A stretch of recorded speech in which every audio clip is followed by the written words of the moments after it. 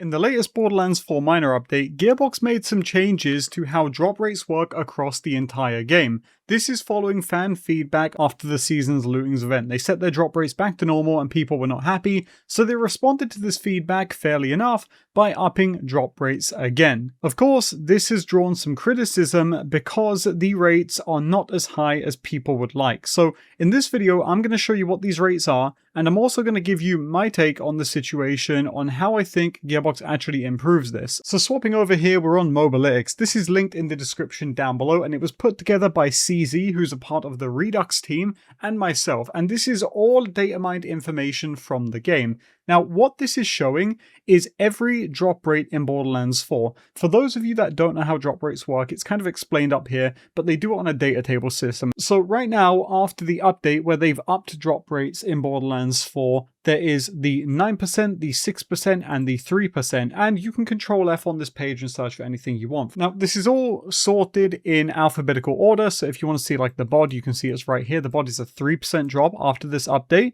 We can also scroll down and see stuff like the Hot Slugger is a 6% drop, and we can also see that the Husky Friend or the Chaosin is a 9% drop. Now, what's interesting about these rates is that we also have data mined the previous values, including the season's looting event, to compare the changes they have made. A few people have been asking how reliable is this information, and it's been data mined the same way we've been data mining most things for weeks, even months now, so it's pretty damn reliable. And if Gearbox want to come out and say that the rates that we're showing here aren't accurate, then I would love to see not only the rates that are accurate, but also proof as to why ours are wrong, because we have been data mining like this for a good while now. So going over to the Google sheet that we have set up here, we can see that pre-15th of January, which was before they upped the rates, this is what vanilla rates were sitting at. We have the primary table at 6%, so this is stuff like the triple bypass, you see the Atling gun, the Rowdy Rider, and the Health Razor,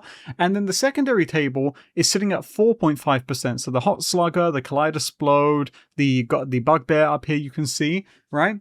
But there's also one more table, which is tertiary. This one is 3%, so the bod and the Killspring. Now, what's interesting about this is, as you can see, it's still sitting at 3%, right? So let's pull up Gearbox's tweet about what they said about drops recently. On the Borderlands account, what they said was, this week's minor update added a permanent increase to dedicated drops on bosses. Happy looting, but this is actually slightly misleading because this isn't a permanent increase to all dedicated drops on bosses, because again, as we can see on the sheet, the tertiary value is actually unchanged from last week compared to this week. So these items here, granted there's not many of them, did not actually get an increase this week. Now, what's interesting here is if we take a look at the Borderlands website, they said with this update, these changes are a careful way for us to balance the game, so loot drops feel like a meaningful increase from base game. You'll be able to get more loot faster without breaking the systems that make Borderlands 4 unique.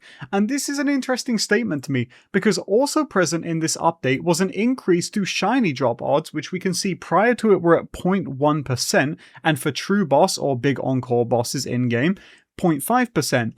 Following this update, they've changed that to be on big encore bosses 0.7% and normal odds 0.3%. So it is very interesting to me that they say in this this page here, and maybe this is written by a 2K employee, so it's not quite Gearbox's own words, but it is interesting to say that they don't want to break the systems that make Borderlands 4 unique, and yet they're upping the drop rate on something which is purely cosmetic and is only there for people who have basically done everything.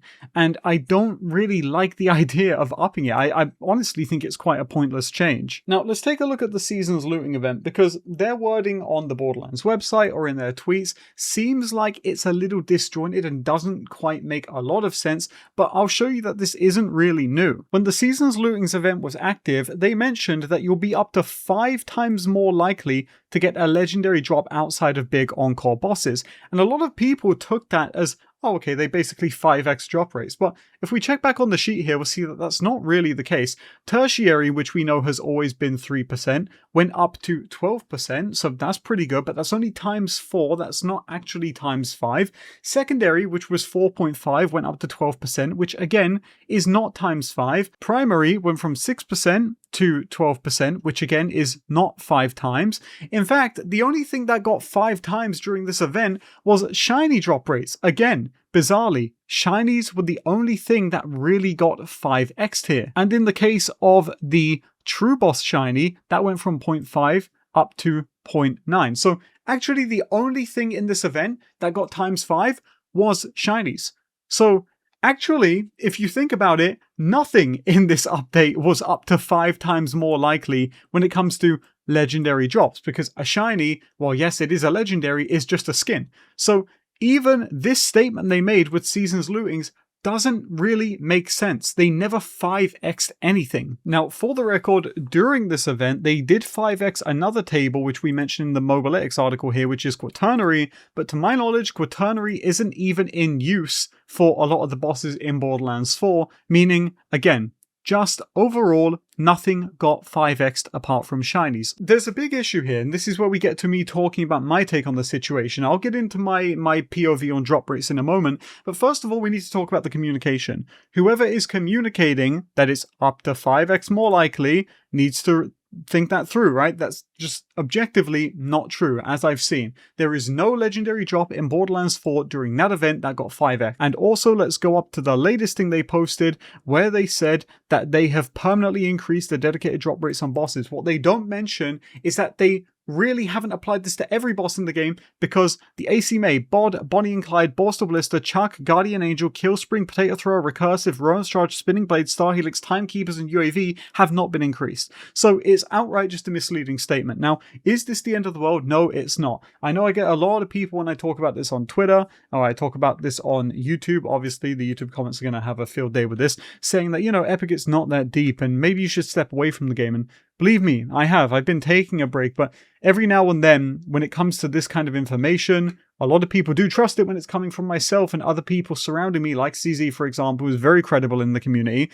And so I just, while we're here putting this information out, want to talk about my POV on this information. And my POV right now is that a lot of it just doesn't make sense. Now, getting into the actual changes they made to drop rates and whether or not I think it's a good or a bad thing. I've seen a lot of people saying that the increase just straight up is not enough. Well, my take on it is that we don't need flat rates across bosses. We don't need 10%, 10%, 10% on drops.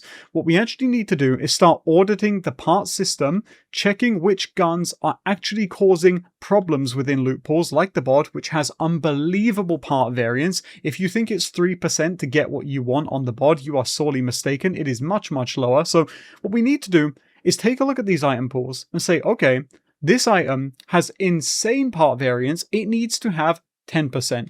This item has 3 different rolls. It needs to be 7% or 6%. This item, when you get it, it only has 1 roll. We can make that 5%. It's the Roach. When you get the Roach, I mean, good God, I mean, you're getting an Asmongold souvenir, right? So when you get the Roach, it has like 0 part variance, at least to my knowledge, right? So at that point, that can sit at 4 or 3%. Now, I've spoke about the way Gearbox are doing drops in Borderlands 4 before. They're basically doing a pooling system, or at least that's the way I would reference it, where every drop has its own rate and everything in the pool can drop all at once. So they can't just do 15%, 15%, 15%, because then, in theory, you're getting a drop from the boss 45% of the time, which is bad for balancing. However, what actually needs to happen, instead of, first of all, making misleading statements on what we're actually doing to drop rates in the game, and also making sure that the Bod, I don't even know why the Bod was left at 3% pending this update, but I'm guessing it comes down to they didn't have enough time, which is perfectly reasonable, right?